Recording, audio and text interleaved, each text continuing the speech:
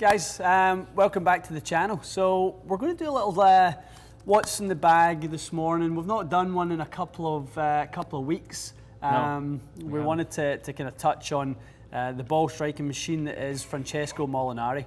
Obviously, just put on a clinic yesterday. It was ridiculous. His performance through the week was good enough, and then in the last day he just was unconscious. It was just, especially start of the back nine, he went on that run where he was 6 under through the first 5 holes in the back nine. He said that par save on 9 for him, you know, he'd made a couple of birdies, was a couple ahead, made a real crucial par save, then went on a tear, just completely crazy, floored it and got away from the field. So probably some disappointment. I know for me, I was thinking I wasn't cheering against him, but I saw Tiger kind of charging. I thought, okay, well, if Molinari's 1 or 2 under, this could be a nice little duel. And then he just went, you know, what was he on the back nine? 31 or something, or 32? Like, just completely trounced everybody. Yeah, well, it must have been It was 30. It must have been 29 because he was. Maybe it was 29 or 30 anyway. But it was incredible. And to be honest, you know, if he hadn't, you know, woulda, coulda, shoulda, but if he hadn't kind of went on that tear, Tiger would have been, you know, he was right one back, there. right? One back. Yep. So he finished T4. So really good week for Tiger. Obviously, first round, he just has to get off to. I feel like he has to get off to a much better start in order to get himself in these tournaments. I never realised that on the PGA Tour this year, he's actually leading third round scoring average. So he has Saturdays. He has no issue, obviously, putting it together. Friday, Saturday seems to be his 2 days where he scores very well, but he needs to get off to a slightly quicker start. So for sure. They were saying his putting stats are still, like, he putted better. He was actually 7th in strokes gained putting for this week. Yeah. So I think they were kind of, I guess, being optimistic that this is trending. Hopefully that's what happens, because if he putts that well, I mean, his ball striking is amazing at the moment, so he should be able to get together some kind of a win if someone doesn't shoot 20 under on him again. Next coming tournament. So. Well, LaCava said, he said there's been 2 tournaments this year he felt like Tiger should have won. He should have won at Valspar, and he should have won at Memorial because of how he hit it. Agreed. But he said he actually didn't think this week that he didn't feel that this was one that got away. He said he played like how he finished, about you know, top 5, something around there. So good to see though. He's definitely hitting a good. You know, his ball striking was good. So like you said, Matty, if he can sharpen up a couple of those putts, especially the stuff inside 10 feet. I know. If he can clean those up a little bit, even yesterday as well as he played, I mean, he still missed 3-footer in the short par 4. He missed a couple insides at 10 feet. So made a couple 30-footers, but he's got to make those 10-footers in. He does. Right. So our boy Molinari, you know, and we touched on him a couple of weeks ago when he won at Wentworth. Quick little chat about him. Yep, and obviously his duel with McIlroy there, but he's probably your worst nightmare when he kind of gets ahead of you, because he hits so few bad shots. It's like, how do I ever beat this guy? I know. You know, I'm literally playing against, you know, Iron Byron. It'd be a frustrating experience because he doesn't make. I mean, I don't think anyone expected him to shoot 7 under, but even still, even if had he you know, not made as many putts, he still would have shot 3 under and won by a few shots. I mean, having watched his career for a long time, the putter's always been his Achilles heel. So it's always, well, you know, Francesco is a phenomenal ball striker, but he's always liable to miss a few short putts. That's always been his nemesis, and never mind missing short putts, he wasn't missing any putts yesterday. Yeah, wasn't making. He was just making everything. Making everything. You know, he had some little testers, little short kind of breaking testers. Nothing looked like it was a problem for him. So it really seems to me like since he kind of signed this agreement with Bettinardi, that he was going down this kind of route with them in terms of being an ambassador for Bettinardi. He's really improved his putting since then. I'm showing that putter now. Yeah, so nice. Custom made putter, I'm assuming? This is a new one. This is a new prototype for him. I think it's called the BB0 or something like that it's called. Gorgeous, very typical kind nice looking putter, Newport type of shape. You know, just looks really good. It's got a little groove technology on the face of that, so really good stuff. But you know, it's with the long stuff that he does his damage. He just doesn't miss fairways. He probably is. He's probably a good argument for Molinari being the best ball striker on the planet. You were mentioning that, and tour players agree. Kind of tour his peers. players, on the tour, he's recognised as being probably as good as there is out there. He just doesn't. I was talking to a friend of mine this morning about his game, and we were just saying, he just doesn't shape it. Just every shot's a straight shot. I know. I mean, he's so neutral in his swing. Works with English coach Dennis Pugh down at the Wisley, and has worked with him forever. And they've just built a golf swing that's just so robust. It's flawless. Yeah, and he's not a super long hitter, but I think he's long enough to. Yeah. I mean, he keeps up. I don't think he would have any issues. Sort of maybe the longest golf courses where he's coming in with longer irons than the other guys, maybe. But it's a really good point. I would actually love to see his recent TrackMan numbers or GC quad numbers because the shot tracer was showing that he'd picked up a lot of ball speed. Yeah. A couple of times yesterday when they were recording his ball speed, they had him kind of around 174. Saw that as well. And I was looking at that going, it's fast.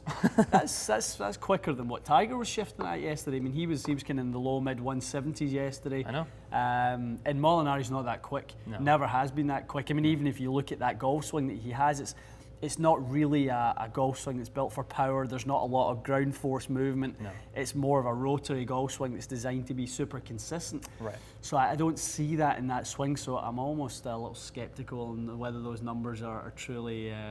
You never know. I mean, I can't imagine the logistics of doing live or semi-live TrackMan numbers and stuff like that. It's got to be a pretty big. I mean, once in a while these machines have misreads, as we've seen. Definitely. So you're doing it live. I mean. It was like that whole thing with Tiger, and he had, what did he have, like 188 ball speed, and everyone went completely nuts. I know. Was that true? Probably not. Exactly. You know what I mean? 188 ball speed, and then the shot tracer has him carrying it, 295 or something. Yeah, exactly. He's going out on the long drive tour after that. So let's go into the bag. So TaylorMade boy has been for a long, since he obviously moved over from Nike, but. He's an M4 guy, which is so he plays the custom order only 8.5 in the M4. So it's not on the shelves, but you can custom order it? You can custom order it, yeah. Cool. Not too many places will have that one. Yep. So he prefers the kind of the non-adjustable version from a weight perspective. So he just obviously drives it phenomenal with that. Mitsubishi Tensei White. A shaft that we've talked about a lot about on the channel. Very popular. So many people use those Tensei shafts. Yes. I mean, obviously, over in Europe at the French, Alex Norn got another win with his, Tensei orange, and you just look across the professional tours. That Tensei is just, it seems like it's in everyone's bag. And Tiger is using that in the driving iron now, isn't he? Or did he switch again? I think I think you're absolutely right. I think the Tensei White, which we actually just brought into the store, and we're doing really well with that. Perfect iron, like driving iron shaft. You would think. It really is. Yeah, it really is. So Molinari uses a 60X version of that. He's got an interesting setup with the woods. Very similar to Justin Rose in that he uses M3 in the 3-wood. Yes. Uses the stronger lofted version of that. M3? M3, yep. And 13 degree, as you said. 13 degree. And then he uses the M4 in the 5-wood. So the higher launching version of it, which makes perfect sense. So we only had a lefty here, if you're wondering, but that's the M4 5-wood. M4 5-wood. A little higher launch, easier to hit off the deck. Exactly. In those guys, he uses the Aldila X Torsion green. So tell me about those. They're pretty new. I hadn't really heard anything about them yet. They've not really kind of made their way. I mean, we carry the copper X Torsion and here the high balance point version, which we actually do really well with. Any kind of the Aldila family, any. Of the green family, it all stems from the original NV I remember shaft. those. Remember that the shaft that originally first came into play when Ben Curtis used it to win the 2003 British Open. Ben Curtis. It's a throwback right there. That was so that shaft first came out in the early 2000s, and he used it 2003 to win his major, and a ton of guys used it, in those kind of, and that was when custom shafts were just coming really into all the OEMs kind of offerings. So you had the Aldila NV, you had the Grafaloy Blue, you had the Grafaloy Pro Launch Blue, you had the UST Pro Force Gold 65, and that was early stages of what has become a kind of absolute kind of tour van offering, which is what we have here at TXG of all the custom shafts. So. So the green version of that for Aldil is another edition of that, and packed into that X-Torsion is a bunch of their kind of best technologies, their micro laminate technology, their S-Core technology, and it's all packed in there. So very cool. Top stuff. 70-gram X-Flex in both of those. So we got a quick, really good question. Okay. Seems like his clubs are geared towards keeping the ball down. Is there something in his swing that makes him launch the ball high, you think? Because he doesn't strike me as someone that would really zip the ball up in the air. But he's got, strong 3-wood, low loft driver. Pretty stiff shafts in there. I think someone like Molinari, who as we kind of touched on a little bit, is kind of probably not had the most firepower, the most ball speed to use. He's always trying to utilize the kind of high launch, low spin scenarios. So if you look at that golf swing of his, he's probably hitting up on it 3 or 4 degrees with the driver. So from a spin loft perspective, to maximize ball speed, launch and spin, he's going to want a head that launches up nicely and spins low, which is exactly what the M4 So he'll want to be hitting up on it, but with low dynamic loft and knuckle those balls out there. That's exactly it, Matty. Yeah, cool. Just to make sure he's launching it for him probably nicely in a window of about 13 and 14 degrees, spinning it somewhere around 2100, 2000, somewhere about that. Yeah. For him, that will give him about 290-ish on the fly, and then whatever the ground conditions allow. And those ground conditions allowed a lot. Like they were getting serious rollout. Yeah, it was warm, wasn't it? I mean, you saw Tiger in that last round wearing 2 shirts because he said he was so uncomfortable on the Saturday with his shirt sticking to him that he felt like he was struggling to kind of make a move, make his swing. So I don't know how they played in that. It was bad. Yeah, really hot. Really warm. Okay, so on his irons, this is interesting. He uses the P790 4-iron. Right. Again, another real trend that we've seen. The TaylorMade guys. Every TaylorMade guy we've done has used this in the long irons. Has used that in the long irons. I mean, and it is such a great, fast, high launch, low spin iron. It's amazing. Yeah, exactly. So it's perfect. If you don't want to play them throughout the bag, you want to really look at them for the long irons. Yeah. That's for sure. So again, for him, he gets so much, such a good strike in the irons. He obviously, gets a little more out of that one. Perfect. He uses the prototype P750s. So these are the 770s. They look kind of like this, but they are a little less offset, little thinner sole, little thinner top line. Just a slightly slimmed down version of that. Right. So gorgeous looking iron. Very nice. The 750 really is. It's a beautiful iron. So he uses that throughout the irons. Gives him a little more launch, you'd think, because a lot of the guys are using that 730 prototype. DJ and Rory and those guys. And Rosie and all those guys. It must be for elevation, because he obviously strikes the middle 99% of the time. It's not a forgiveness decision, I would assume. He wants the extra height. That's exactly it. Right. Yeah, exactly. So X100s in those for Francesco. Right. Pretty standard. Pretty standard stuff. Yeah. I mean, there's nothing too exotic about his bag. He uses a couple of TaylorMade wedges, a 50 and a 56 of the milled grind series. Right. And he uses another adopter of the high toe wedge. So that thing is really kind of in everyone's bag. You see some things with the TaylorMade guys, don't you? You see a lot of them with a P790 driving iron. You see a lot of them with a high toe, lob wedge. Yeah. There's these almost utility clubs in there that the guys are kind of maybe they're a little bit different function than a standard iron or a standard wedge, and it just gives the guys a little bit more versatility. Really looking at each section, no longer looking at it like the set. The 4-iron is designed to perform how they want that 4-iron to perform. Yes. It doesn't have to perform like the 5, the rest of them. The same with the wedges. Obviously, he's looking for a certain amount of performance with that high toe wedge that's different from the milled grinds. So, I think TaylorMade are obviously providing their guys with some really quality equipment. Because within the bet, I mean, obviously he has to play TaylorMade clubs. Yeah. It's part of his contract, but which TaylorMade clubs, as long as they're current, are up to him. So it's interesting that the high toe and the P790 driving iron are so common. Yeah. Those are clearly kind of a no-brainer decision for players at that speed. I mean, you might argue once you get slower that that driving iron is probably better off being a hybrid, but maybe, interesting trends there, though. Yeah, not too many hybrids in play for the TaylorMade guys. I don't think we've now. done any so far. That's a very good point. It's either been a 5-wood or it's been a driving iron. I wonder why that is. It's just that I think the driving irons are just so good now. No, certainly not kind of prophesizing the death of the hybrid, but I definitely have seen less hybrids in play this year than I've seen in a long time. On the tour, honestly, even in here. Really? Even in here, I'm seeing a lot of guys requesting 5-woods and long irons. Interesting. So it's interesting. I mean, hybrids maybe just don't have quite the kind of market share that they had a few years ago. But they're watching our videos, maybe. Yeah, maybe. Yeah, I know. So one interesting thing about Molinari's bag is he uses a Titleist ball. Rather than a TP5 get away with that one? A TP5 or 5X. Yeah. I mean, he just, I think just when he obviously, left Nike and he moved away from the resin golf ball, he was obviously able to do some testing. And for him, we're talking a lot about the high launch, low spin nature of his ball flight. Right. That's Pro V1X, isn't it? As we found out last week. Yeah, launches a little higher, spins a hair less if, in our eyes, still That's does. That's what we found.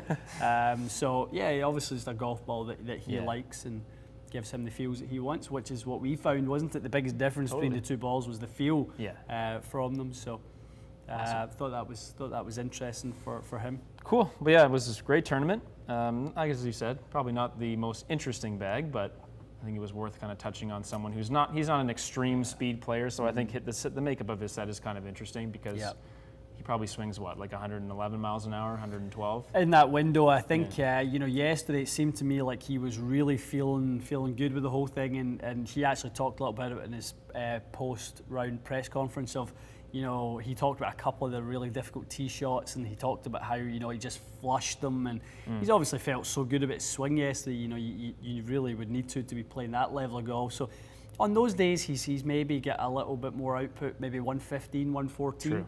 That type of thing, but he's definitely not in the league of your Koepkas, your DJs, Rose, McIlroy, those boys who are accessing 122 to 125 mile an hour club head speeds. That's a different level. Gotcha.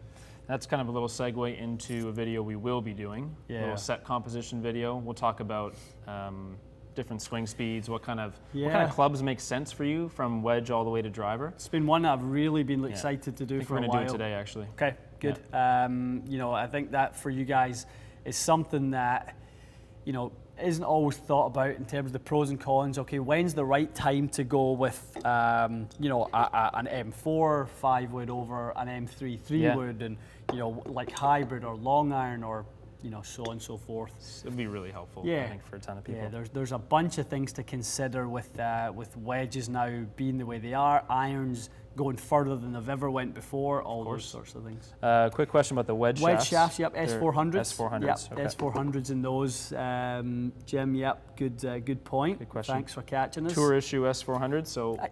Again, another thing that we see all the time. Similar weight Tex 100s, marginally heavier, a gram or so heavier, but just a little bit softer, so that he can kind of hit some nice smooth wedges without feeling like he has to step on the gas to load the shaft up and that sort of thing. Gotcha. So why don't we take a few questions? Yeah, let's do it. Before we sign off. Yeah. Let's go back up because we got a few while we were talking. Why don't we start with...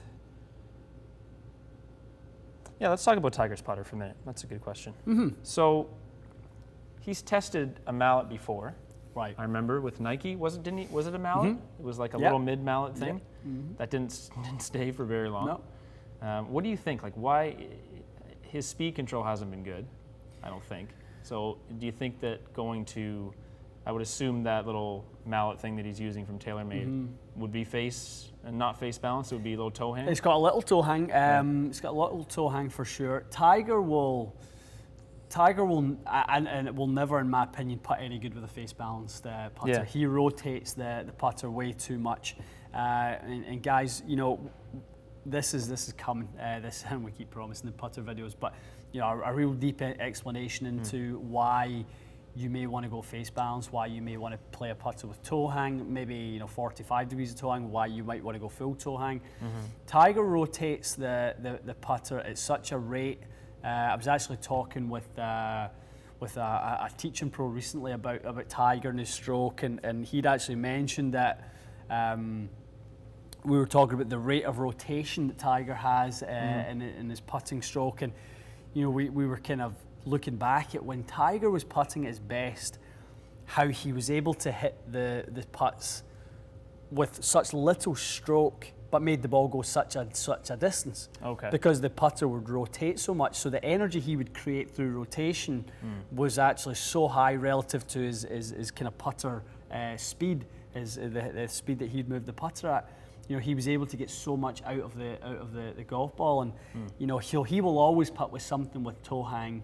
In order to control that face. He doesn't want to change his stroke. I think he just wants to find a little magic. And that's what it is. I mean, you're absolutely right. I mean, there's no doubt about it. We'll see him back in that Scotty, before too long. I'm sure. Unless he obviously goes on a tear with this Ardmore 3, but wins the Open. Or something. It goes, and then they might kind of keep it in the bag. But I think Tiger will probably be back in his old faithful before too long. But he just has to start feeling better over the putter and seeing a few putts going in. I think once he does that, he'll be just fine. That's a good general question. Hitting your driver too high and irons too low, what should you do other than get a fit? Get fit, yeah. I mean, obviously, identifying the type of driver that you've got and type of irons you've got. So if the driver's going too high, you know, like we've talked about, don't go looking for a lower launching shaft to go in that driver. You want to test drivers that have sort of lower flight characteristics, like an M3, a Sub-Zero, you know, Ping, you know, G400 LS Tech, like we've seen. Those heads really will flatten your ball flight out and help you bring that flight down. Or maybe it's just a pure loft issue. Maybe if you're playing 10-5, you might want to try a 9. One thing I always encourage people to do is not get too caught up on the loft of the driver, because ultimately it's the delivered loft that really counts. So, you know, don't worry. Don't think that playing a 10.5 will hit more fairways just because it's a 10.5. It's the applied loft that counts. For sure. It could be he's applying a lot of spin. Could it be a little steep? Spinning the driver up and then knocking the irons down? There's different ways to hit it high, isn't there? There's kind of there's spinning it high, and there's kind of, you know, getting too much dynamic loft and launching it too high. Right. Yeah, I mean, ideally go get a fitting, Aaron, if you can. At least get some numbers so you can have an idea of what's causing the height and or lack of height. Well, I mean, is that a segue towards talking about how our kind of new community is able to help with that sort of stuff in terms of actually, you know, send us your equipment and that sort of thing. So we're gonna do we're gonna sign off actually on this stream in the next few minutes. Yeah. We're gonna do a whole new live stream probably about 10 minutes from now or from then to talk about Patreon. If you didn't see our announcement last night, we're kind of launching a new project. I won't get into it now because we are literally gonna do a whole stream about it in a few minutes. But that's the kind of thing where we're going to start really getting involved with you guys in terms of letting you send us like detailed data from. We want that one-on-one interaction where you can send us, okay, let's see your bag. Yeah. Let's tell us more about your launch conditions, and then we can diagnose the issue. And then we can send you the solution with some context base. So I think that's the type of thing where you guys will see some real value from you know, the new platform. And that's probably just the tip of the iceberg for that. I mean, we've got some lofty plans. So again, if you do have some time, we're going to sign off on this stream shortly. We're going to start a new one, and if you have some time to tune in with us on that, I'd say it'll be worthwhile. What else have we got? I had a good one here. Swing weight on a driving iron. So to get your swing weight the same on your driving iron as your woods, asking should the swing weight be closer to the woods or closer to the irons? Or should they all be kind of the same? Yeah, blend. I think a blend, you know, is going to be the way ahead. So, you know, always, I think better to kind of graduate that swing weight. You know, you can certainly go, call it, 65. If you're playing a 65-gram shaft at standard length with a 50-gram grip, standard stuff. You'd probably want your swing weight progression to be probably D3 to D5. As you go from driver through to wedges. That would be a nice D5 progression. in the wedges? And the D5 being heavier in the wedges. Okay. Again, always going heavier because we're likely to be gripping down on them a little bit, so still feeling like you've got some head weight when you're gripping down on the club, and that's the benefit of having a little bit more swing weight on those clubs. Very good. All right, let's take another nice little segue. TXG Center's coming to the States. We may be coming to the States. Yeah, absolutely. Tell them about it.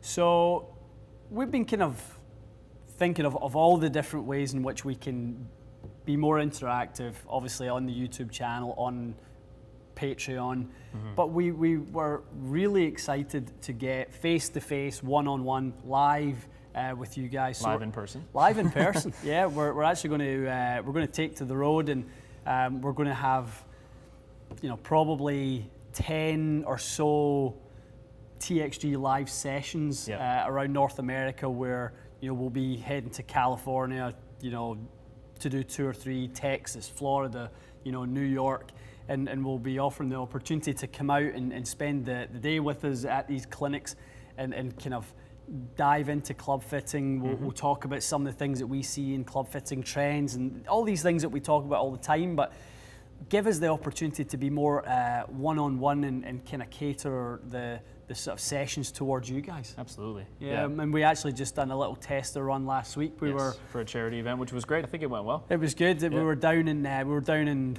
just south of Buffalo in New York, and it was a really interesting one because it was raining so heavily on the day. It was. That we had our GC quad still going even though it was raining, and we were actually able to kind of give the guys some really interesting data about what you're likely to see from launch conditions in the rain. So, Matt was hitting some 7-irons, and we know Matt's distances and that sort of thing.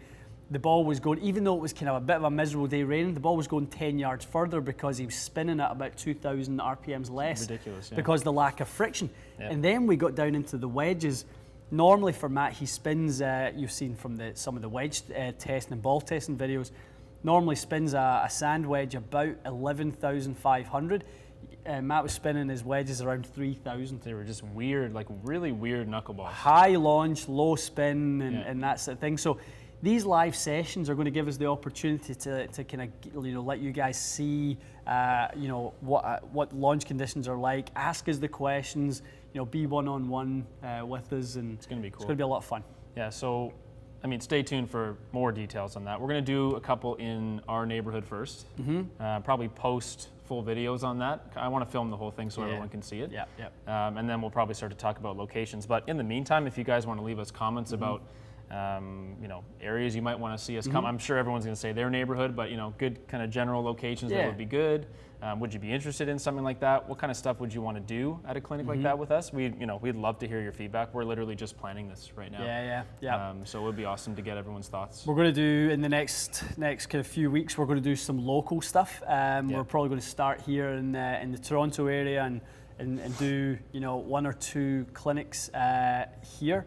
And then we're going to expand as the kind of weather starts to taper off here and get nicer in some other areas. We'll probably at that point, that's when we'll kind of hit the West Coast and we'll swing around to Texas. We've got a couple of places in mind in Florida, up around the New York area, and then home. So we want to get out there and meet you guys. I think it'd be great. Yeah, we want to meet you in person, and we'd love to have you out to kind of participate in the clinics and get to meet you firsthand. Awesome. So thanks for tuning in for this. We are going to sign off now. Look for us in about 5-10 minutes. We're going to do the Patreon stream. If you don't know anything about it, tune in. Give us a couple minutes to chat with you about it. It's honestly something I didn't even know about 3-4 months ago. I brought it up at a meeting with you, and we just kind of been thinking about it for a few months. All I would say now, quickly, just to preview, it's not quite what people think. It's not. It's not. Come and sign up for our subscription website and come and pay us a monthly thing.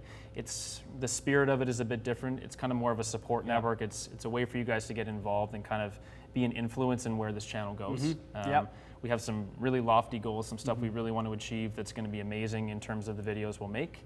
And it's important to say we're not going to be just making videos and, you know, if you're not a paid member, you don't get to watch them. That's not how this is going to go at all. No. It's going to be basically the intention is to make this YouTube channel even better for everyone.